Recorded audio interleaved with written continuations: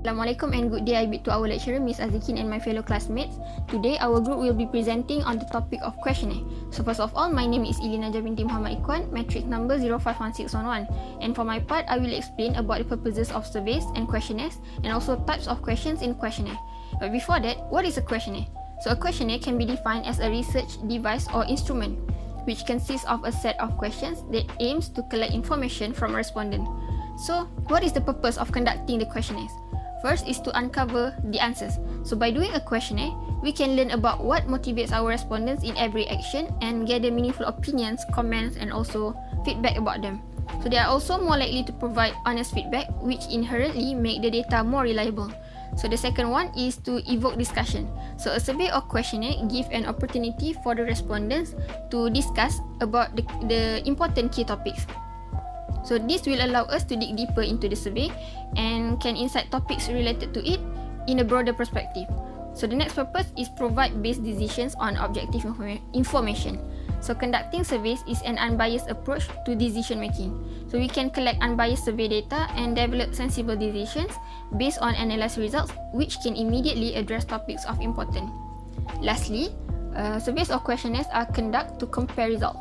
So the results provide a snapshot of the attitudes and behaviors, including thoughts, opinions, and also comments about our target population. So this can be the baseline to measure and establish essential benchmark to compare results over time.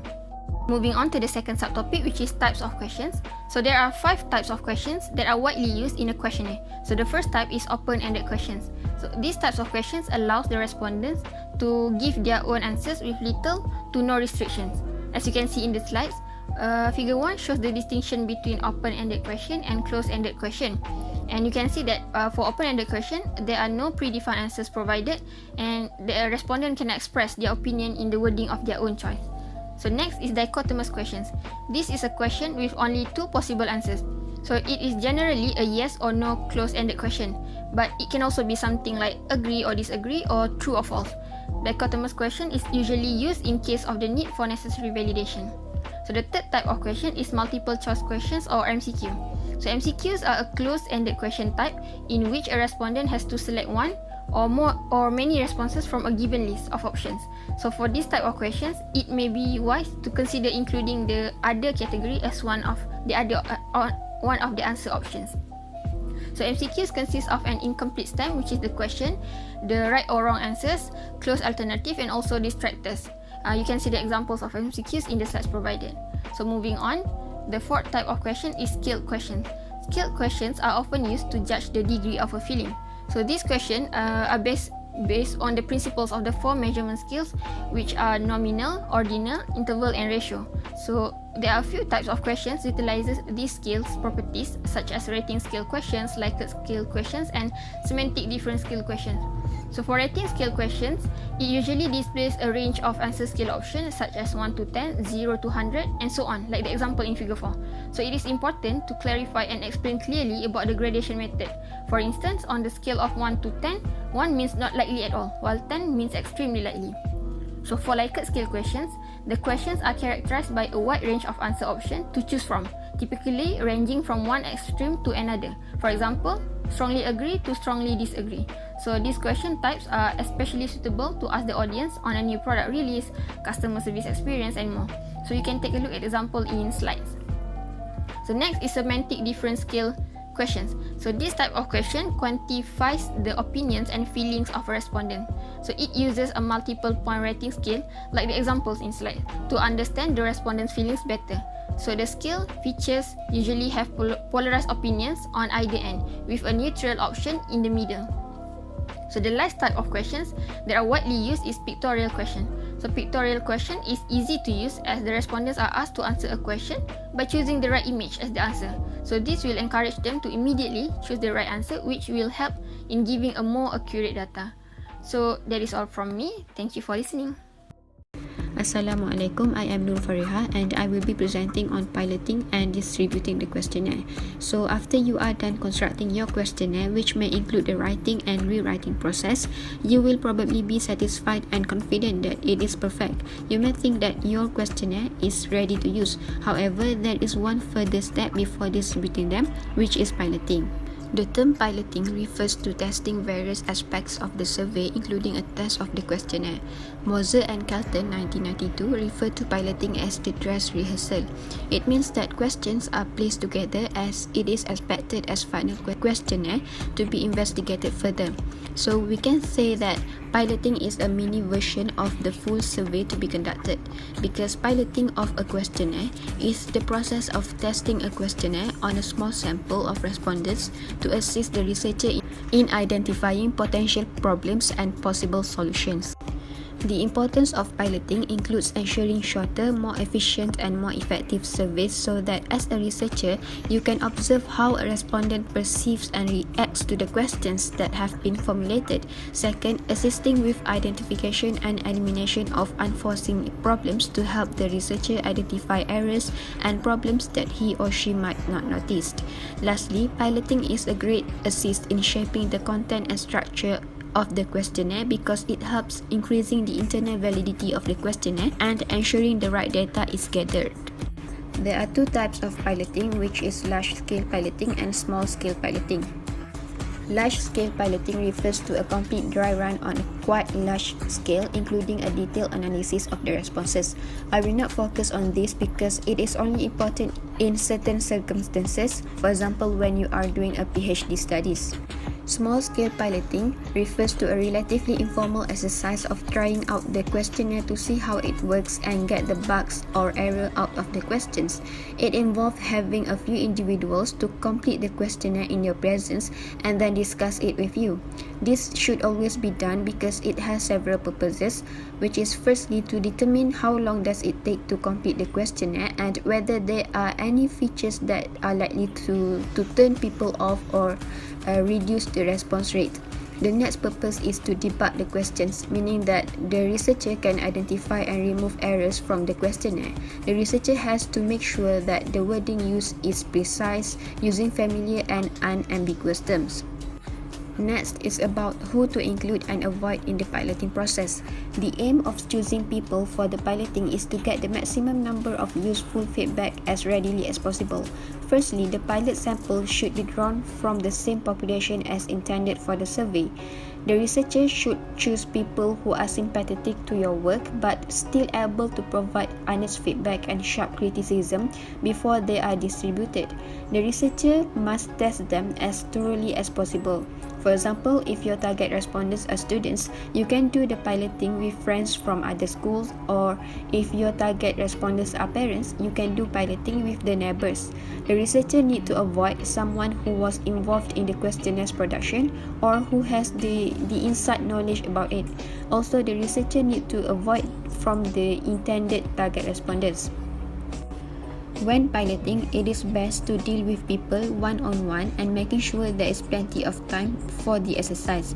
Ask them to work through the questionnaire while the researcher watches the process. Encourage them to mention any points at which they have difficulty but do not offer help. Time them and ask for their general impressions when they have finished. Then go through each question in turn, checking what they have thought it meant and what they meant by their response.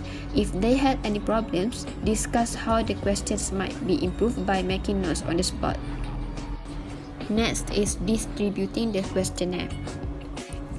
Firstly, put yourself in the respondent's shoes. The researcher needs to be aware of the respondent's feelings. Make sure that they are not bored, confused, inconvenienced, embarrassed, or not to reveal something they regard as confidential. Respondents usually make a fast decision about responding to the questionnaire. Therefore, the researcher's initial approach is the key. The researcher needs to introduce themselves, explain about the research and why their help is needed. Make sure to offer an assurance of confidentiality, capture their interest and be clear about the time taken to do the questionnaire. Try to be accurate about the time and make sure that the designed questionnaire has the minimum amount of time that we take to be completed. The best responses are achieved by delivering the questionnaire personally to people that you know because they will be happy to help you.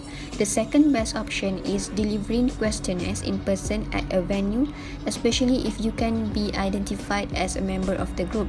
For example, distributing the questionnaire to the students at your previous school for research about perceptions of high school students on online learning. And don't forget to remind the respondents that you will collect the questionnaire. The checklist for distributing the questionnaires are to make sure adjustments and improvement has been made after the piloting process before distributing the questionnaire. Decide where the questionnaire is distributed, whether it is mail delivery, internal post shipping, or personally distributed questionnaires, or face-to-face with the respondents. If it is carried out by post, include the researcher's stamped envelope. Also, enter letters and statements about terms and guarantees that explain the respondents' rights and your responsibilities. State when you want the questionnaire to be returned. Make a note of when the questionnaire was distributed and returned. Decide what to do with respondents who did not respond to your questionnaire before you distribute them. Remember that you cannot send a warning if all answers are guaranteed to be anonymized. That is all from me. Thank you for listening. Hello, Assalamualaikum. My name is Muliani Aina binti Marzuki. My metric number is 051762, and today I'm going to present my part, which is ethical issue in surveys. So what do we mean by ethical issues? Ethics are ideas about what is morally right or wrong. There is no universal consensus on exactly where the line falls between ethical and unethical behavior. But there are some areas where ethical best practice are well established, especially when it comes to organizations who are dealing with the general public or with their own employee. So what unethical surveys look like? There are some specific ethical considerations in questionnaire research, such as confidentiality, informed consent, anonymity, persuasion and pressure, and failure to disclose interest. So the first one is confidentiality. Confidentiality is important in surveys. If a researcher promises confidentiality and then fails to keep information provided by participants, especially their personal data, safely stored and handled, they have breached a participant's trust. So the second one is informed consent. Failing to get informed consent means a participant might agree to take a survey without a full understanding of what it is for or what will happen to the answers they provide. So the third one is anonymity. While a researcher may have the best of intentions, maybe they have behaved unethically if they neglect to properly separate personally identifiable information from survey responses, or worse, store the information in a way that makes it open to prying eyes. So the next one is persuasion and pressure. If participants are overly pressured, cajoled, or tricked into taking part in a study, there are ethical concerns in this research. Last but not least, failure to disclose interest. Survey results should always be published with a statement disclosing any interest by sponsors funding the research, so that the results can be understood in context. For example, if a survey into the effects of the certain mattress technology on sleep quality was sponsored by a mattress manufacturer, this should be clearly disclosed wherever the results are published. While conducting survey research, most academic and private sectors organizations follow the Code of Ethics and Practices established by the American Association of Public Opinion Researchers, which is AAPOR, which address ethical consideration for survey researchers. This code calls for honesty, respect, and integrity in dealing with respondents, clients, and the publics. According to the AAPOR Code of Ethics, before they agree to take part, respondents should be given the content, sponsorship, and purpose of the survey so that they may make an informed judgment about whether they wish to participate. Any assurance such as confidentiality or anonymity must also be kept by the researcher. And researchers are called to disclose fully to those who sponsor surveys the limitations and shortcomings of the survey, and to avoid use of methods that purposely introduce bias into the results. And lastly, a survey report should include certain information including who sponsored it, who conducted it, exact wording and sequencing of questions, description of the population and how a sample was selected, sample sizes and sampling tolerance, and the method, place, and the dates of data collection. So how to conduct ethical survey research? Taking the AAPOR code as a guide, we can divide survey ethics into three main areas. The first one is ethical treatment of survey participants. The next one is ethical data handling and processing. And the third one is ethics in communicating results. So the first one is ethical treatment of survey participants. Begin your survey with an introduction that explains the purpose of the survey and what will happen to the data and who the research benefits. For example, market research for business, an academic study, or a government program. And you should be transparent about what you are asking them. What will you do with their data and how will you handle their personal or sensitive information? Proceed to the next one, which is ethical data handling and processing. The researcher must have the necessary security and storage solutions in place to protect the data and use a software system and human procedures that will help keep it safe. Next, guard against bias in your survey flow and wording to avoid skewing your data. The next one is use appropriate statistical tests to validate your findings and show significance in your results. And last but not least, use tools and technologies that are fit for purpose and will not introduce errors or bias into your results. So last but not least is ethics in communicating results. The first one is the researcher must document and publish the methodology that they use in the research, including the sample selection process, the sample size, and the data processing techniques.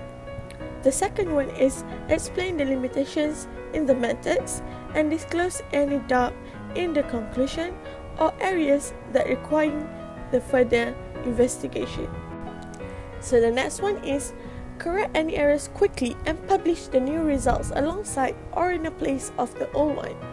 So last but not least, be ready to disclose on demand. The level of detail specified by AAPOR is seldom available in published research reports or media summaries, but they should be obtainable with a phone call, email, or letter to the sponsor of the survey. That's all for me. Thank you for listening. So we continue to the next presenter. Hello and Assalamualaikum to Miss Azikin and all viewers. It has come to my turn now to share with you the advantages and disadvantages of doing surveys and questionnaires. From my readings on varieties of sources, there are so many advantages and disadvantages. However, I am unable to share more as we have to abide by the allocated time for every presenters. So as you can see in the list, these are the only ones that I managed to show you guys. But you can just leave down a request for another example for the Q&A session. Now let us go through with the first advantage, which it is adaptable to any objectives as it can cover a large group at the same time. One example that I would like to share with you all is from my own experience during my diploma, that the research subject I was taking required me and my partner to do a questionnaire regarding the level of satisfaction of facilities provided in the campus, and we successfully completed the method by handing out our questionnaire to be filled by different groups of people in our campus. Either they are students, lecturers, cleaners, or the college staff. So the good side is that we focus on people that come from different social status and field of work. Next, it is a practical method to be implemented. It is practical because we, as the maker of the survey questions, it is based on us to create an open-ended or multiple choice question. The respondents just have to abide by the rule we make so that we are able to achieve the specific information or data we needed from our survey. Moving on, survey is an affordable way to gather quantitative data. It quickly collects massive amounts of information from a large number of people in a relatively short period of time when compared with interview. Why I'm saying so? Because an interview is costly as one needs a space to meet up with everyone, more time consuming to wait and listen for response to particular questions. And this is different from questionnaire where we can just analyze all the answers of the respondents ASAP after we have collected all the survey forms. The fourth is accurate screening. By doing online survey through various platforms, the respondents could lie or fake the necessary information. There will be the unnecessary respondents filling in the form and tries to be the supposed respondents. And in the end, respondents successfully provide us with a fake or false information, as we don't even know the gender, probably the age, the race, and their social status. However, by doing physical survey, we can distribute the form to the right or the intended respondents that we are targeting to. The first point for disadvantages is unanswered question. For some questions, the respondents can choose to ignore in answering it due to inability to understand the question, different level of knowledge, or simply not interested to fill in the blank space. It could cause by various reasons, so a survey or a questionnaire could be a pool of ignorance when compared to interview, as interviewer can analyze the body language, emotions from the respondents, and conclude why they are reluctant to respond to certain field of question. The second one is dishonesty. In contrast to my fourth point in the advantage part, the respondents could be supplying us with lies in some of the questions, such as the real age, social status, or their interests, as we don't even know the basic background of them, as we just simply pass around the form to be filled by anybody. So when this happens, it could lead us to a false or the unreal data, and it can misguide us from the real facts that should be analyzed. The final point will be the hidden agenda from the respondents themselves. There are various reasons that influence how a person would like to respond to the questions. It could be that the respondent personally know the organization, the persons behind the survey, the product, the image of the association, solely to their interest of the goal of the survey, or even the first impression on the topic of the survey. So it is important for us to choose wisely of the group of the people that we would like to be the respondents to our survey or questionnaire. Assalamualaikum warahmatullahi wabarakatuh. My name is Faten Arissa binti Mohamad Hisham, and now I will share an example of journal article that related to this method. The title for this research article is Requirements of Learning Arabic Language Among Islamic Financial Students Era 4.0. The authors are Muhammad Anas bin Al-Muhsin and Ahmad Farid Fadli bin Mustafa. This is the description of this study. The lack of Arabic language proficiency among students in higher education institutions is a cause for concern, as the majority of students already struggle to master and comprehend Arabic words. The Arabic language learning and teaching situation is solely dependent on the specific courses needed for graduation. The aim of this thesis is to determine the Arabic language learning needs among Islamic finance students in Sultan Zainal University, USAS. A public survey of 60 undergraduate students in Islamic finance was undertaken by researchers using a self-administered questionnaire (SAQ). A self-administered questionnaire is a structured form that consists of a series of closed-ended and open-ended questions. It is called self-administered as the respondents fill it in themselves without an interviewer. Self-administered questionnaire, or also known as mail questionnaire, can be mailed or given in person to the respondents. This data is analyzed using descriptive statistics of frequency and percentage only. In conclusion, the findings of this study are proposed as a guide to develop the development of Arabic language modules for a more robust study in Malaysian higher education institutions. Now we're moving on to the method of this study. This study employs a document analysis approach as well as a questionnaire-based quantitative research method. The study questionnaire was divided into 3 sections. The first one is determining respondents' background, second, students' Arabic language skills, and third, students' Arabic language learning needs. Now, let's take a look at part 1. Descriptions of the respondents' background analysis involving aspects of gender, age, semester, and level of Arabic learning are presented in the table 1. There were no significant differences in respondents' gender selections. Selected genders need to be balanced so that the answer they receive is not in favor of only one gender. Next, let's take a look at part 2. Part 2 is the questionnaire in SS-shaped answers or Likert scale questionnaire. A Likert scale is an ordered scale from which respondents choose one option that best aligns with their view. It is often used to measure respondents' attitudes by asking the extent to which they agree or disagree with a particular questions or statements. So S for strongly agree, TS disagree, and STS strongly disagree. Now, part 3. Questions that make respondents answer with a simple yes or no are called dichotomous questions. This is actually a closed-ended questions which limit the answers of the respondents to respond options provided on the questionnaire. Some examples of close-ended questions are including dichotomous or two-point questions. So this type of questions are used for a clear distinction of qualities, experience, or respondent's opinion. All in all, this study used self-administered questionnaire SAQ, or also known as mail questionnaire as method. Other than that, the researchers also used Likert scale questionnaire as well as close-ended questions, which is dichotomous. That's all from my part. Thank you for listening.